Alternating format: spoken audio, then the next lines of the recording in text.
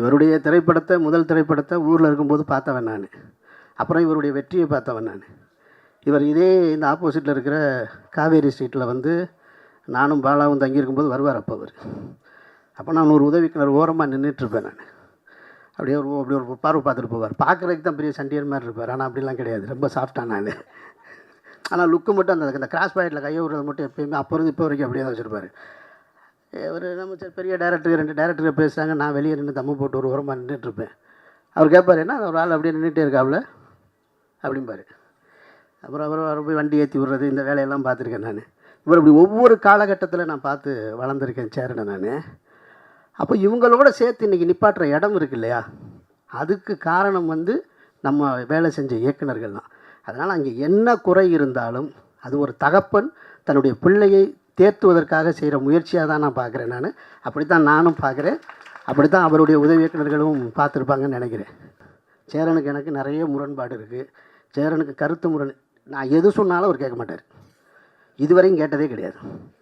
ஆனாலும் நான் அவரை பற்றி கண்டுக்கவே மாட்டேன். நான் சொல்லிக்கிட்டே இருப்பேன், அவர் கேட்க மாட்டார்.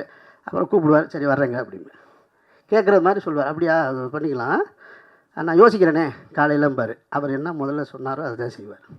நான் அதை பற்றி கவலைப்படுறதே இல்லை. நானும் அவரோட உறவை அப்படியே தான் வச்சுருக்கேன். நான் அந்த கலைஞன் இன்னும் பல சாதனைகள் பெறணும் அப்படின்றது தான் என்னுடைய ஆசை.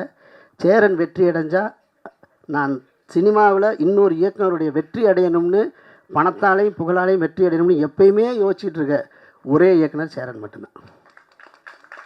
சேரன் எப்பயுமே ஜெயிக்கணும்னு நான் நினச்சிக்கிட்டே இருப்பேன். நான் அவர் எனக்கு என்ன செய்கிறாருன்றதெல்லாம் முக்கியம் இல்லை. அவர் வந்து எனக்கு இப்போ அவங்க அசிஸ்டன்ட் சொல்கிற மாதிரி சொல்லணும்னா கிண்டலுக்கு சொல்கிறாரு, அவர் எந்த நல்லதும் நமக்கு செய்ய மாட்டார் அப்படின்னு சொல்லலாம். அவர்கிட்ட ஒரு அன்பு இருக்குது. அது எல்லாத்தையும் மறந்துடுவார். எல்லாத்தையும் மறந்துட்டு எவ்வளோ பெரிய சண்டை போட்டோம், எவ்வளவு இது பண்ணோன்றதெல்லாம் மறந்துட்டு ஒன்றுமே நடக்காத போல் கூப்பிடுவார். எங்கே இருக்கீங்க, வாங்க போகலாம் அப்படின்னு கேட்பார். அதனால தான் உமாபதி சொன்னது, உண்மையிலே அன்பாக இருக்காரா இல்லையா, நம்ம அன்புன்னு நம்பிக்கிற வேண்டியதுதான் நம்ம அப்படின்னு. நான் ஒரு குழந்த மாதிரி சேரன் நீங்கள் வந்து அவர் அண்ணன் சொன்னால் கோவம் வந்துடும் அவருக்கு. அதில் ரொம்ப முக்கியமானது. அதுக்காக நம்ம போனோடனே நம்மளை அண்ணன்பார், வாங்கண்ணே அப்படிம்பார். சேரண்ணே நல்லா அண்ணா ஒன்று என்னையை பார்த்து அண்ணன்றீங்க அப்படிம்பார். அவர் இன்னமும் இளமையாக தன்னை மனசுக்குள்ளே வச்சுக்கிடுவார். அதுக்கான வேலைகள் செஞ்சுட்டே இருப்பார் அவர். வேறு என்ன சொல்கிறதுங்க உங்களை பற்றி.